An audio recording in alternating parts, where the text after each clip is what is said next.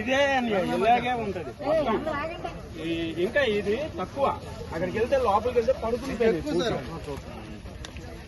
Okay sir మీరు ఏం చేస్తారో తెలియదండి, కొద్ది దయించి మరి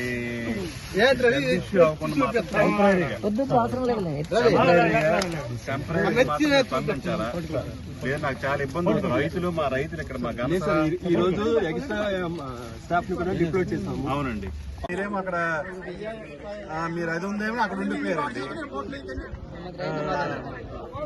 మరి అక్కడ ఏనుగుల తర నుంచి ఏర్పాటు చేయకపోతే అట్లా రైతులందరూ ఇబ్బంది పడుతున్నారు కదా.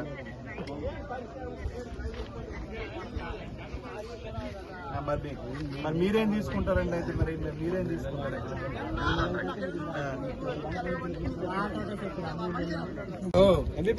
హలో మేడం గారు, గుడ్ మార్నింగ్ డిఎఫ్ఓ గారు. ఇప్పుడు నేను ఇక్కడ క్యాన్సర్ వచ్చానండి. రైతులందరూ ఇక్కడ ఉన్నారు, చాలా మంది రైతులు. వాళ్ళకి 5 ఏళ్ల నుంచి కూడా నష్టపరిహారం అందటం లేదు. రైతులందరూ ఇక్కడ గొడవలు చేస్తున్నారు. ఇక్కడ ఇప్పుడు అవును అవునండి ఎవరికి లేదండి ఇక్కడ ఘనసర ఈ విలేజ్ పర్లేదండి. విలేజ్ వాళ్ళకి అవునండి అవును. వీళ్ళు ఇంకోటండి నష్టం. మా నియోజకవర్గం బామిని మండలం, ఇక్కడ బామిని మండలం అండి. బామిని మండలం ఇక్కడ గత 5 ఏళ్లుగా ఏనుగుల సమస్య విపరీతంగా ఉందండి. ఏనుగుల సమస్య ఉంది ఇక్కడ. ఈ రోజు కూడా ఇక్కడ ఉన్నాను, ఈ సైడ్ దగ్గర ఉన్నానండి. మొత్తం ఇక్కడ సుమారుగా ఒక 100 ఎకరాలండి. మొత్తం మొక్కజొన్న అంతా కూడా పాడు చేస్తాయి. 100 ఎకరాలు 100-200 ఎకరాలు ఉంటాయండి. ఇప్పుడు మనం డిఎఫ్ఓ గారితో మాట్లాడి ఇక్కడ మన ఫారెస్ట్ అధికారులు కూడా ఉంటారు. డిఎఫ్ఓ గారు అంటారు మా పరిధి కాదని అంటారు.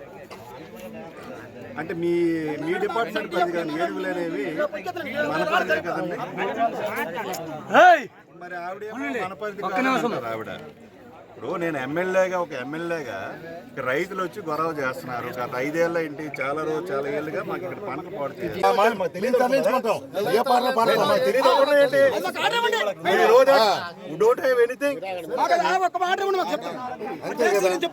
మా మీద మీరు యాక్షన్ తీసుకుని మాపండి.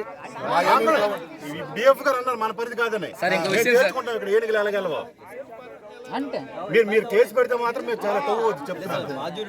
మీరు జ్యూరిస్డిక్షన్ అది. మరి ఆవిడే మళ్ళీ మాట్లాడతారు అలాగా అలా ట్రై చేయి అంతేగాని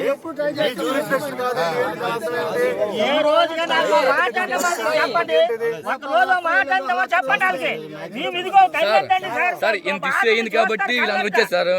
ఇంతకు ముందు ఎవరు కూడా రాలేదు, ఒక గార్డ్ కూడా రాలేదండి. ఒక్క ట్రాకర్లే వచ్చారు అంతే. ట్రాకర్లే వచ్చారు. మేము చూసుకుంటున్నామండి ఆ ట్రాకర్ 30 ఇంజన్లు ఉంటాయి పోయినాయి సార్. 30 ఇంజన్లు మాకు ఒక్క నష్టపరిహారం రాలేదు. మాకు వద్దు కూడా అండి. ఇప్పుడు మాకు నష్టపరిహారం అయితే వద్దు సార్. మాకు మెయిన్ సార్